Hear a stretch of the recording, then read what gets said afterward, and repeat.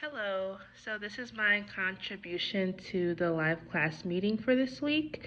So, one of the first things that you discussed were the assignments for this week, so the article critique. During last week's class meeting, you mentioned your strategy for critiquing articles. So, I was always under the impression that when I am doing an article critique, I usually start from the beginning and read through the end. And then you actually mentioned that your strategy, professor, is to read the abstract and then go down to the graph to kind of get a better understanding of what the results of the study was. So I actually tried using that technique and it was actually very helpful. So I will use that strategy moving forward for all of my article critiques because I do feel like seeing the graph helps me to conceptualize what the researchers actually did during the study. During this live class meeting, you discussed stimulus control and the influence that it has on behaviors. So, in the field of behavior analysis, we often focus on the function of behavior. So, we're always looking at how the consequence controls behavior.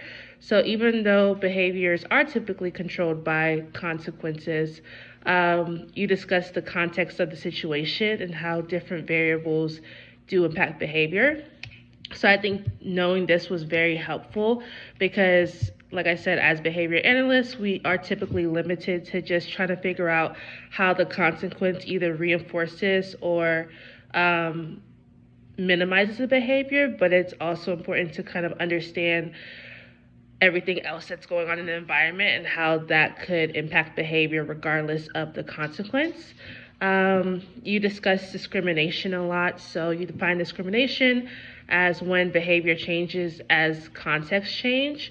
So I think that that's super important because just because a consequence may have reinforced the behavior in the past, depending on the situation, and other influencing variables, that consequence that previously reinforced the behavior may not be as reinforcing as it is today. So, one of the discussion questions that you asked were, what does it mean that all behavior occurs in a context? So I actually had to listen to everyone else's contribution because this is actually very challenging for me to understand. And I think that one of the biggest challenges that I have with this live class meeting is thinking beyond the field of behavior analysis. We're often limited to thinking about our specific career and our specific path, but just trying to understand behavior as a whole from different disciplines and contexts was super important for this week's live class meeting. So, what does it mean that all behavior occurs in a context?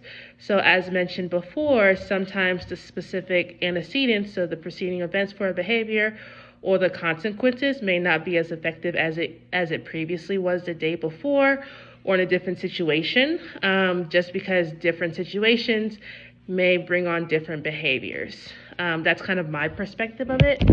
Um, this actually brought me back to the debate from this week that was referencing behavior as learned from evolutionary history. So my stance was actually to support this statement that behavior is, um, I'm sorry, that behavior is a result from evolutionary history. So I do agree that behavior, all of it is learned. So as you know, the world evolves and generations progress, all behaviors continue to transcend through time, and it essentially is learned throughout that time. Um, so you went over a lot of examples that were very helpful. So I'm on the slide that says, does my wife know how to speak Spanish? Procedural knowledge in another person. So this one was actually another one that I had a difficult time understanding. You did explain it thoroughly, but again, I feel like this also goes outside of my personal scope of knowledge. So just trying to figure out how to tie everything back to behavior analysis or even just kind of looking at it from a more broad concept is definitely something I am looking forward to. During my article critique this week, she's going to pull it up.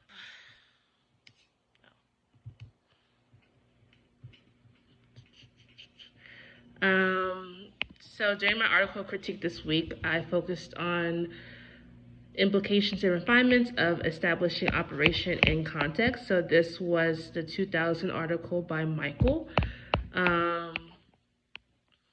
And basically, he was discussing the establishing operation in the field of ABA. So he focused on defining it and recognizing its importance in the field of ABA.